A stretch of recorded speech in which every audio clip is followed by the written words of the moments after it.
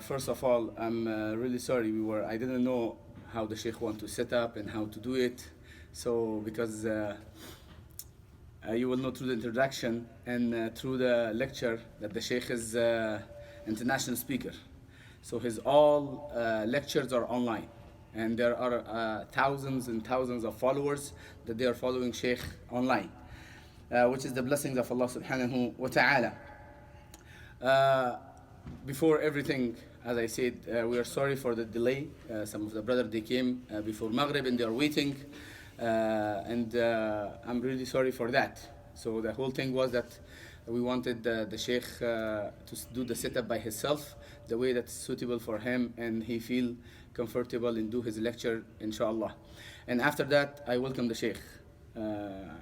Sheikh Arshad Basheer Madani.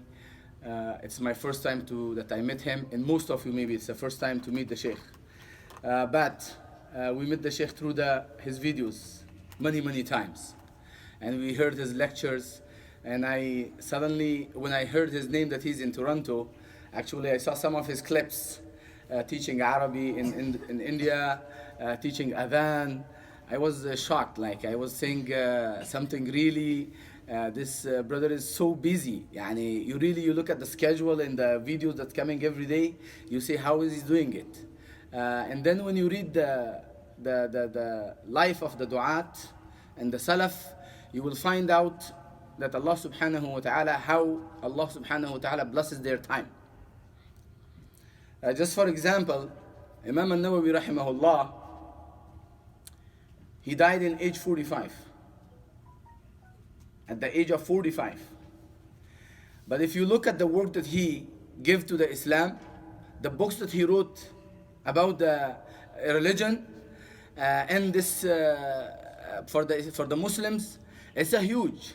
And sometimes you want to ask yourself, how did Imam al-Nawawi this all that? One of the brothers who did a great research, he tried to divide his work about his life.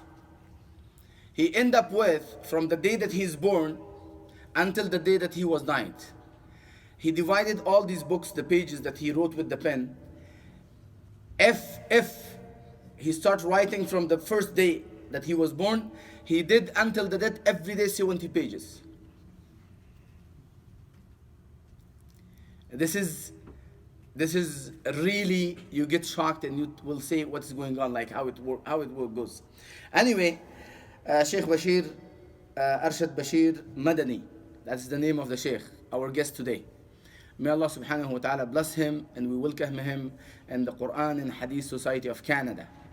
And I believe when he heard this name, he was also he said, yes, these names exist in India and Pakistan only. You know how it exists, this name here in Canada, Quran and Hadith Society, like Jamiyat Ahl Hadith, Jamiyat Ahl Quran. This is only in India and Pakistan you hear these names.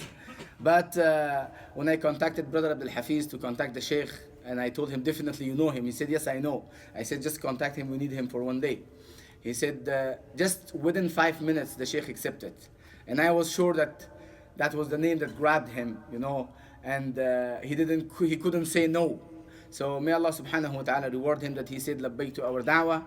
I know this is a small masjid, it's a small place, but I can guarantee, and I say this many times, there is a blessings and barakah in this place. Walillahi alhamd. Sheikh is 40 years old. He's young. He's really young. Like the last research of UFT, Toronto University, the young age that they put for that, it's a 50. So it's not 40 anymore. So Sheikh is much more young, inshallah. He's a hafiz of the Quran. A hafiz of the book of Allah subhanahu wa ta'ala. And this is what you need in the da'wah. The hifz of the Quran is the great tool in the da'wah. And that's what you see, our du'at, the mashayikh, the du'at, the lecturers, alhamdulillah, this is their tool. And on top of that, the Sheikh has a master degree in the hadith from India.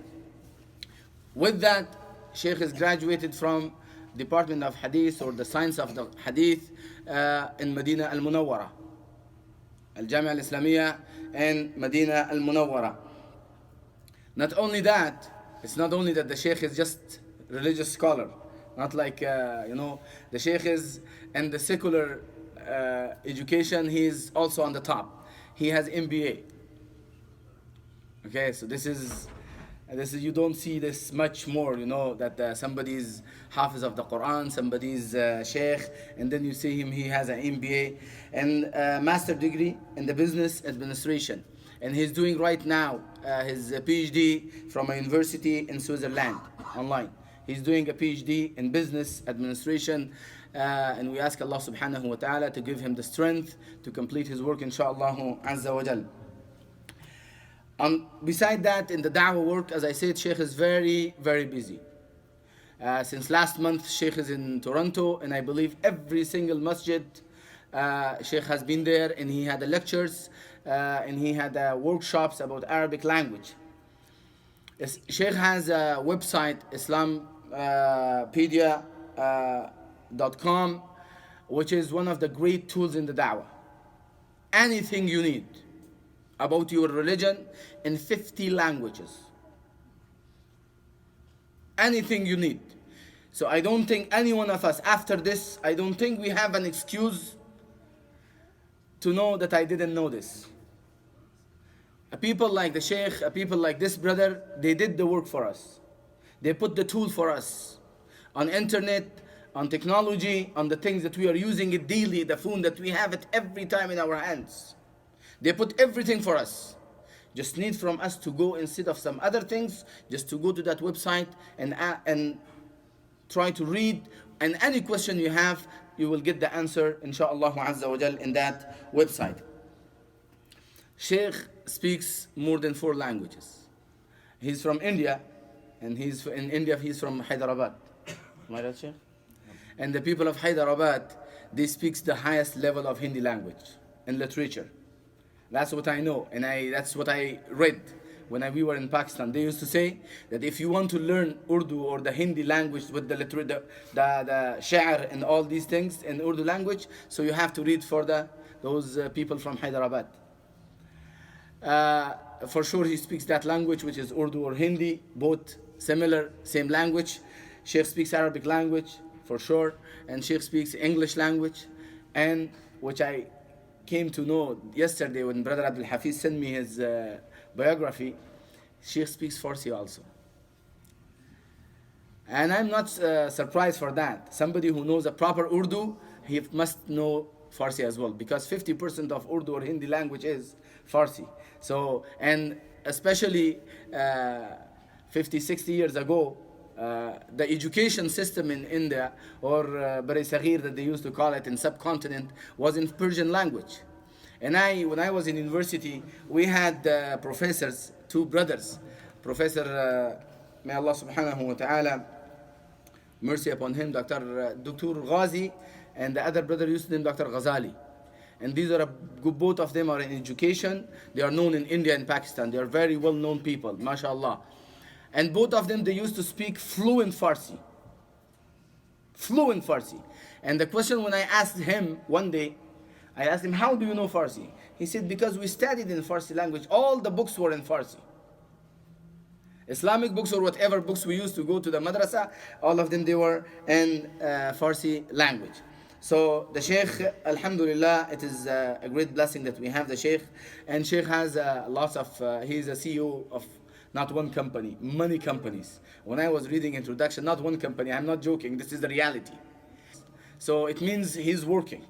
It's not that the Sheikh is sleeping and just came to Canada to do some lectures and then go back. No. It's really this. When I was reading the biography, I said how it's happening, like how he's doing it. So we need to sit with the Sheikh and to learn something from him, how you are doing all this. So, but at the end up, you will end up with one thing. وَمَنْ يَتَّقِ اللَّهَ يَجْعَلْ لَهُ مَخْرَجًا. That is the end of the story. This is the end of everything. If you have a fear of Allah subhanahu wa ta'ala, if you do everything sincerely for the sake of Allah, Allah will bless that work.